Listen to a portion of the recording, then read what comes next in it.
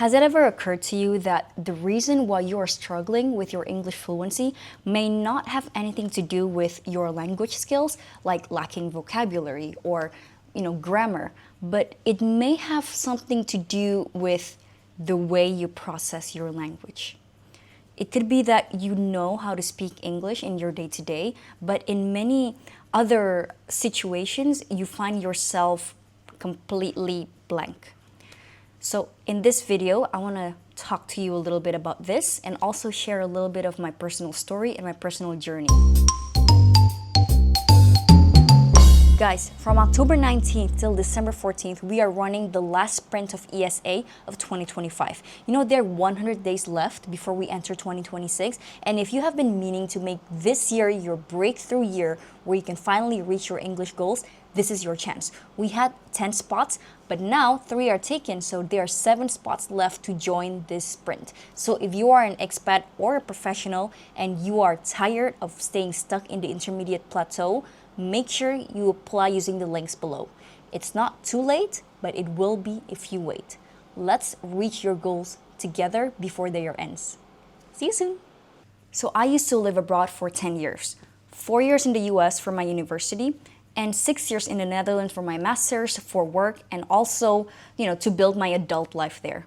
And it's pretty obvious that I speak in English. All of my relationships were in English. Friendships, work relationships, even romantic relationships, they were all in English. So it's no doubt that I can conduct my life pretty well in English. However, it comes a time where I was working at a company in the Netherlands, and I started noticing that my fluency was challenged there. I started noticing a lot more that I was struggling a lot in being able to articulate my thoughts and my ideas in a way that would make people understand. It happened so many times that when I try to explain things, the other person would ask me like, what do you mean by that? Oh, I don't really understand what you're trying to say to me. Can you repeat that? And that would make me feel super insecure and honestly quite stupid. And of course, once you feel insecure, stupid, then like the vicious cycle happens, You would start to overthink your words, and then you would stumble over your words, and then when that happens, you're gonna feel nervous again, and the anxiety and the nervousness would make it even worse. So I just fell into this vicious circle of stumbling over my words and forgetting everything that I wanted to say, and that was not a fun time. Fluency had never been a problem for me, but at that time, I reached a point that made me think, why? Why does this happen? Why do I have difficulties articulating my thoughts and ideas clearly? Why do I have difficulties speaking a language that I have no problem speaking? That was like my dominant language, my strongest language, even more than my native language, Bahasa Indonesia. And why do I have difficulties being able to be understood by the other person? And I really thought like, if I speak this language well, people should not have difficulties understanding me. So I was really confused at the time, because at the time I thought that I was smart, like I had my degrees, I had pretty good grades, but why am I feeling stupid right now? It was very confusing to me because who I thought I was, the smart person that I thought I was, and how I showed up at work and in the world, there was a contradiction, I thought I was smart, but in reality, I did not feel smart. Why was it like that? And that completely humbled me, by the way, that experience, which was a good thing, because then it also pushed me to find the answers to my problem, and that's why we're here. So I started digging, I started Googling a lot, and I was reflecting a lot and asked a lot of people why this may be the case. Like, why can't I express myself? Why don't people understand me? Why am I forgetting English words? Oh, should I be learning more words to be more clear? So I ruminated over these problems for so long, and I tried to solve the problem by doing the obvious thing.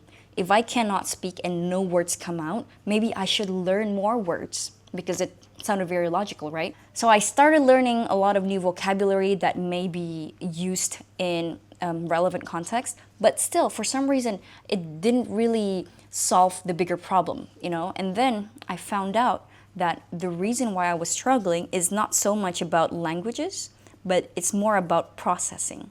It's not because I was lacking the vocabulary, because I knew enough vocabulary. I knew enough words to be able to understand content and to be able to understand what people are talking about.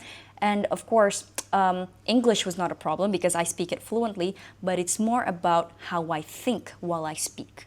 So because I was in this vicious cycle of feeling insecure and not being able to speak, this really clouds my judgment and the way I think while I'm speaking to other people. When I speak to others and I think of myself as, oh my God, this guy is probably not going to understand what I'm saying anyways. Oh my God, this girl is probably going to think I'm stupid, and that's really going to hinder my language ability entirely.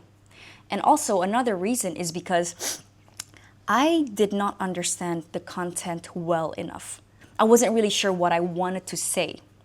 So in order to be able to speak, you need to have a much larger knowledge to speak about this subject than what you're actually speaking about. So the real issue was that I wasn't clear or competent or confident enough about the topic that I wanted to talk about. So of course, when I wasn't clear or I don't know it well enough, I can't explain it well. And that's when it clicked for me. There are many reasons why your fluency is blocked even though you can speak the language. It could be, like me, lacking the knowledge to be able to speak about it confidently. It could be your thinking to speaking approach is quite inefficient. It could be because you're overthinking. It could be because there's a lot of these mental blocks, like the way you speak about yourself, the way you think about yourself, that is actually blocking you to be able to let your words flow out. So this realization is the reason why I changed my approach in language learning, not just in English, but other foreign languages that I'm learning right now, such as Dutch, Spanish, and French. This is also the reason why I created my mentorship program, English Sprint Academy. In this ESA coaching program, it's a coaching program, by the way, it's not a class, I really help you understand the deeper reason why you're stagnating. So a lot of my clients are those people who are living abroad. They speak English in my day-to-day, but they just cannot get past, whether it's for work or just for social purposes. You know, like a lot of the frustration is the same. I speak all right, but it's just not there, you know, and it's because there are these deeper blocks that are blocking you, that are preventing you from speaking more confidently and fluently. And once we figure out the real reason that's blocking you, then we can move on to learning the tools, learning the strategy, and being able to take action to make progress, and understanding which practice is actually going to give you the most results.